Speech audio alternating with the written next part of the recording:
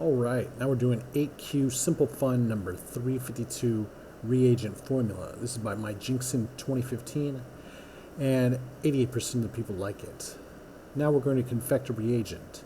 There are 8 materials to choose from, numbered 1 through 8, respectively, and we know the rules of confect are these, all right? We are given an integer array formula.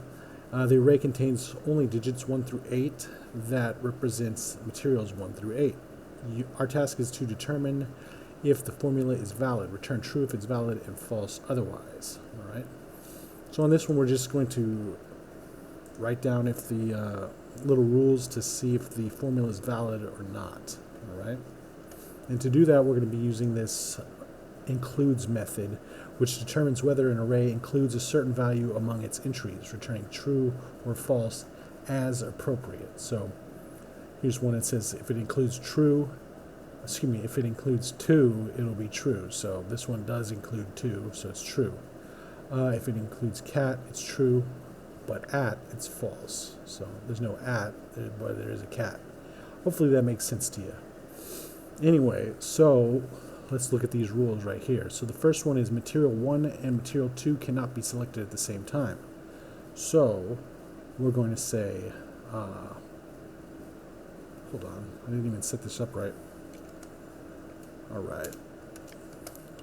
So we're going to say formula dot includes, and it says 1 and 2, so 1 and so if they're selected, if these two are together, it's not going to be true. So let's take this one here, copy it, paste it, and put 2 here.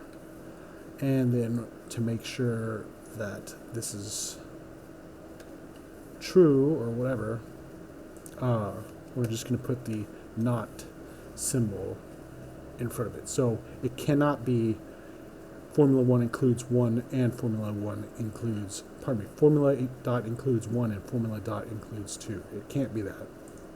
So let's start another line.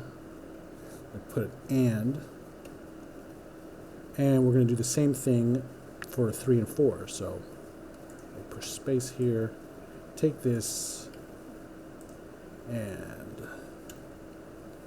change this to 3 and change this to 4. Alright, so we got that done. We take this, set it down here. Alright, do it another time.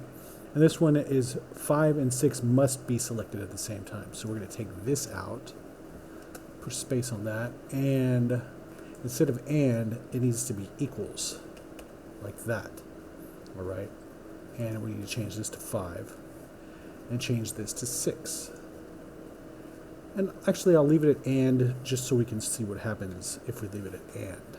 Alright, and let's take this one down here, do one more. And what does this say? 7 and 8 must be selected, at least one or both. So this is going to be an or, like that. Well, let's see, test doesn't work because this needs to be equals. Test doesn't work because I don't know what happened. What's the problem here? What's the problem here? All right, so oh yeah, don't forget that 7 and 8 right there. Now let me change this back to and just in case. Test it out. Nope, doesn't work. Equals, I know equals works. Test it out. All right, good, awesome. Attempt it. There we go. And now it's all somewhat formatted nicely. Looks good. I would love to make it a one-liner, but this is way too much repetition for a one-liner. So I'm going to submit it. All right, my solutions, just us two. This person did the one-liner. Best practice in my opinion. Very much like it. and we'll see you next time.